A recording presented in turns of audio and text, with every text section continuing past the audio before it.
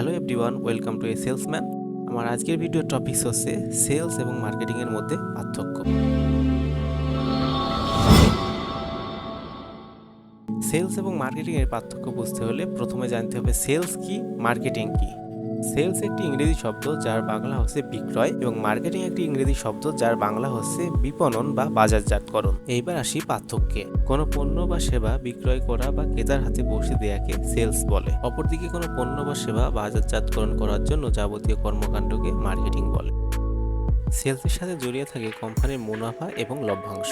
অপরদিকে মার্কেটিং এর সাথে জড়িয়ে থাকে কোম্পানির পরিচিতি বা পণ্য সেবার ভালো দিক বা খারাপ দিকগুলোর উপস্থাপনা। সেলস হচ্ছে মার্কেটিং করার ফলাফল, অপরদিকে মার্কেটিং হচ্ছে কাজের সমষ্টি। সেলস হচ্ছে একটি সংক্ষিপ্ত ধারণা এবং মার্কেটিং হচ্ছে একটি বৃহৎ ধারণা। সেলস হচ্ছে লেনদেন ভিত্তিক আর মার্কেটিং হলো ক্রেতা ধরে রাখার একটি উপায়। পণ্য উৎপাদনের পরে সেলস প্রক্রিয়া শুরু হয়, আর পণ্য উৎপাদনের আগেই মার্কেটিং এর প্রক্রিয়া শুরু হয়ে যায়। তো এই ছিল সেলস এন্ড মার্কেটিং এর মধ্যে কিছু পার্থক্য। পরবর্তী ভিডিওগুলো সবার আগে পেতে ফলো করুন এ সেলসম্যান। ধন্যবাদ।